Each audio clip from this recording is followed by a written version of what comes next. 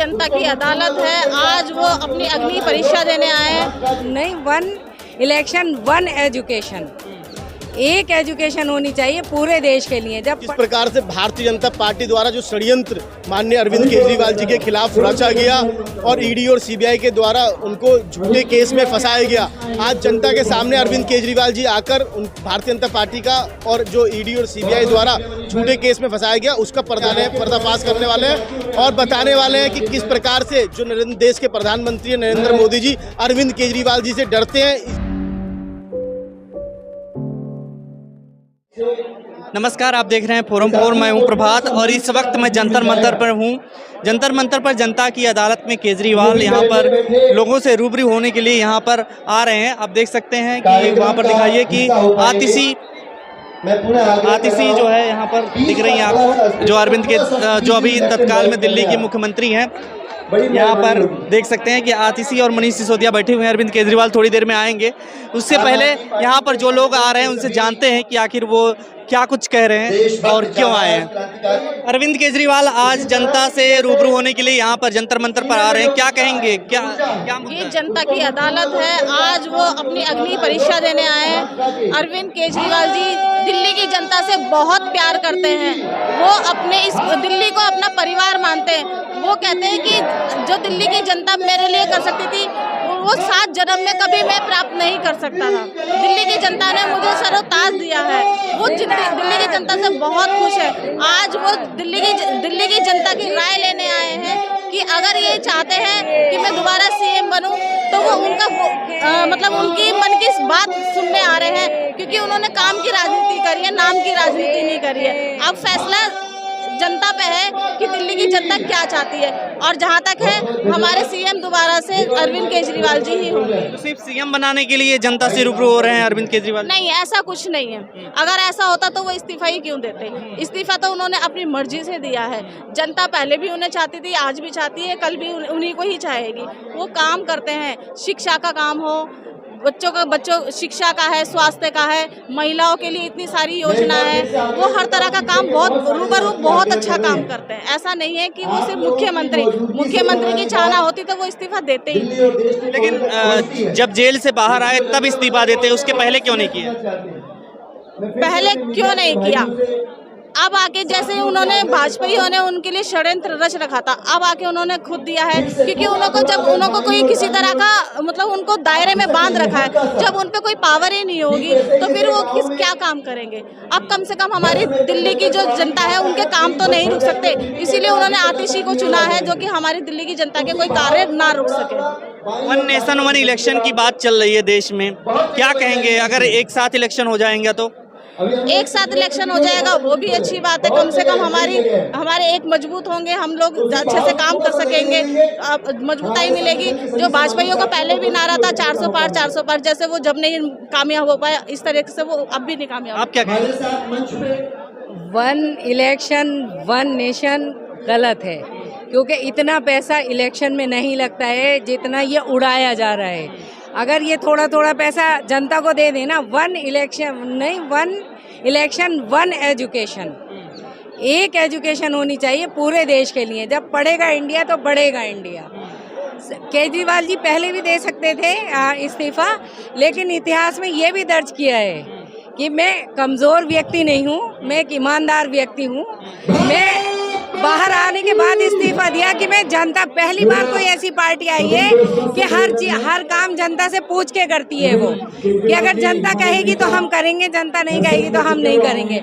जनता के बीच में वो आता है जो काम करता है, कि केजरीवाल जी ने काम किया है, इसलिए जनता के बीच में आके अपना सफाई दी है और जनता उनको भरपूर जो है सपोर्ट के साथ में फिर से मुख्यमंत्री के पद पर लाकर खड़ा करेगी और इंशाल्लाह देश का नाम विदेशों में भी ऊंचा करेगी। आतिशी सही नहीं है मुख्यमंत्री? बहुत ज़बरदस्त है आतिशी, एक वो भी बहुत काबिल पढ़ी लिखी महिला है और उन्हें आना भी चाहिए था। केजरीवाल जी ने ये भी इतिहास में एक दर्ज कर दिया है कि हम किसी पद के लालची नहीं है, हमें लालच पद का नहीं है, हमें देश के लिए काम करना है। तो इसलिए उन्होंने अपना इस्तीफा देकर मुख्यमंत्री आतिशी जी को बना दिया और काम सारे दिल्ली वालों के रुकेंगे नहीं, सारे काम चलते रहेंगे। क्या कहेंगे आप? मैं ये कहना चाहता हूं, जिस प्रकार से भारतीय जनता पार्टी द्वारा जो षड्यंत्र माननीय अरविंद केजरीवाल जी के खिलाफ रचा गया और ईडी और सीबीआई के द्वारा उनको झूठे केस में फंसाया गया, आज जनता के सामने अरविंद केजरीवाल जी आकर उन भारतीय जनता पार्टी का और जो ईडी और सीबीआई द्वारा झूठे केस में फंसाया गया उसका पर्दा साफ करने वाले हैं, पर्दाफाश करने वाले हैं और बताने वाले हैं कि किस प्रकार से जो देश के प्रधानमंत्री नरेंद्र मोदी जी अरविंद केजरीवाल जी से डरते हैं। इसीलिए एलजी साहब के द्वारा जो विकास मॉडल है उनको रुकवाने का काम दिल्ली के अंदर किया जा रहा है और लगातार आप देख सकते हैं एक प्रकार से 25 साल हो गए गुजरात में जिस प्रकार से मोदी जी भी वहां के मुख्यमंत्री रहे और दिल्ली के 10 साल के अंदर जो अरविंद केजरीवाल जी मुख्यमंत्री रहे, दोनों में अगर कंपेयर करेंगे स्कूलों को और स्वास्थ्य सेवाओं को तो आपको दिख जाएगा कि किस प्रकार से दिल्ली के अंदर विकास हुआ है। मैं ये बताना चाहता हूँ। क्या कहेंगे आपकी किस तरीके से लिख के लाए? देखो हम तो ये लिख के लेके आए, बीजेपी वालों कितना भी रोक लो दिल्ली का विकास ना रुका है ना रुकेगा। ये है केजरीवाल ना झुका है ना झुकेगा। सुन लो मेरा केजरीवाल ईमानदार है। अब की बार भी बीजेपी की हार है। अब की बार बीजेपी की हार है मतलब पहले भी हराया इनको 3 बार, पहले भी 3 बार चुनाव हराया, इस बार आने वाले विधानसभा चुनाव में भी हराएंगे। हमारा नेता ईमानदार है तभी तो। इलेक्शन की बात चल रही है, सबका केंद्र और सबका एक साथ इलेक्शन की बात चल रही है। वन नेशन वन इलेक्शन तो जी बात चल रही है ना, अभी उसमें अभी कोई फैसला तो नहीं आया। जब फैसला आया तो तब जवाब देंगे उसके बारे में भी। अभी तो फैसला आया नहीं, अभी तो उसमें केजरीवाल जी बाद में क्यों इस्तीफा देते हैं, पहले क्यों नहीं दिए? भाई देखो इस्तीफा ये जिस प्रकार से इन्होंने ईडी का और सीबीआई का या जो भी एजेंसी है उनका जो दुरुपयोग किया है इन्होंने, और जिस प्रकार से ये विपक्ष के लोगों को जेल में डाल रहे हैं, केजरीवाल ने इसलिए इस्तीफा दिया नहीं।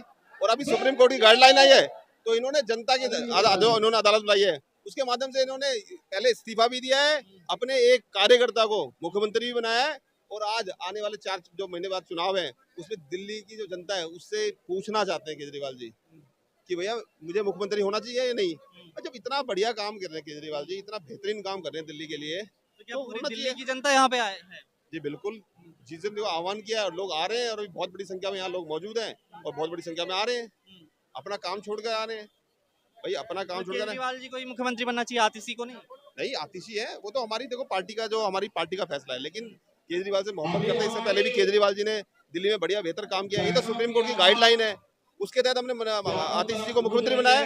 हमें बहुत खुशी है इसमें। 4 महीने जो पीछे जो काम जो रुका हुआ था दिल्ली का, आज हमारी पूरी कैबिनेट ने द्वारा से जो शपथ ली है और जो 4 महीने जो हमारे बचे हैं उसमें हम दिल्ली का विकास नहीं रुकने देना चाहते हैं, उसमें बेहतर काम करके दिखाएंगे। और केजरीवाल जी ये जनता बता रही है कि आने वाले टाइम में केजरीवाल जी के नेतृत्व में चुनाव लड़ा जाएगा। मोदी जी कैसे लगते हैं प्रधानमंत्री के तौर पर? देखो जी, इस पर मैं कोई टिप्पणी नहीं करना चाहूंगा क्योंकि उनके लिए मेरे पास शब्द ही नहीं है। उनके लिए शब्द ही नहीं है। मोदी जी ने जिस प्रकार से देखिए विपक्ष की आवाज दबाना चाहते हैं। वैसे तो बात करते हैं लोकतंत्र की, बात करते हैं फ्रीडम ऑफ स्पीच की, सबकी तो आवाज दबाना चाहते हैं। जो भी विपक्ष है उन्हें सब दुश्मन नजर आते हैं। तो उनके लिए तो मैं क्या बोलूं, उनको तो जनता ही जवाब देगी। इस बार ना देश के लिए अभी अमेरिका गए हुए हैं मोदी जी। वो तो राज्य तो मुख्यमंत्री जो प्रधानमंत्री है, देश के प्रधानमंत्री, इससे पहले भी तो अमेरिका जाते थे, कोई नया काम तो किया नहीं। ऐसे तो ये तो हमारी जो नीतियां है, विदेश नीति है, या हमारी जो दूसरे लोगों के साथ जो हमारे जो संबंध है, इसके तहत तो जो भी प्रधानमंत्री को उसको जाना पड़ेगा। इसमें कौन सी बात है? ये कहा जाता है ना कि अमेरिका भी जो है दबता है भारत। ऐसा है जी, ये मीडिया क्या बोलती क्या नहीं बोलती है या लोग क्या बोलते हैं, मुझे उस पर ना तो कुछ कहना। मेरा व्यक्तिगत यही कहना है इस पे कि भैया हमारी जो विदेश नीति है, हमारे जो संबंध है दूसरे राष्ट्र से, उसके तहत हमारे जो भी डेलीगेट है या हमारे पीएम है या हमारे जो दूसरे मंत्री है, उनको जाना चाहिए और आपसी जो संबंध है मधुर बनाने चाहिए। क्या कहेंगे भैया, आप कहाँ से आए हुए हैं? बिहार दिल्ली से आया। क्या कहेंगे, किस लिए आए हुए हैं आप? अरविंद जी के जनसंवाद के लिए आए, जो अरविंद जी के मैसेज सुनने के लिए। आप किस लिए आए हुए हैं? जी किस लिए आए हुए हैं आप?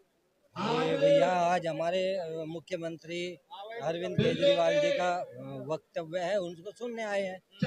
क्या कंडीशन रही है, क्या उनके समय जो बीता है वो उसके बारे में क्या बताना चाहते हैं, हम उसे सुनने आए हैं। अरविंद केजरीवाल जी राजनीति कर रहे हैं, बता रहे हैं इस्तीफा दे करके।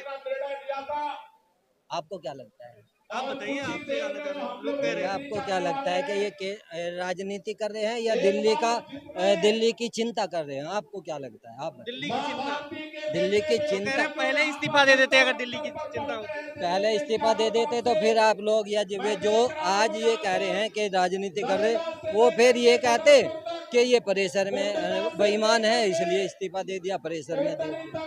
तो कहने वाले का मुंह कभी नहीं रोका जा सकता। जो हकीकत है उससे वाकिफ होना बहुत ज़रूरी है। खबरों में बने रहने के लिए फोरम 4 को सब्सक्राइब करें और नोटिफिकेशन पाने के लिए बेल आइकन दबाएं।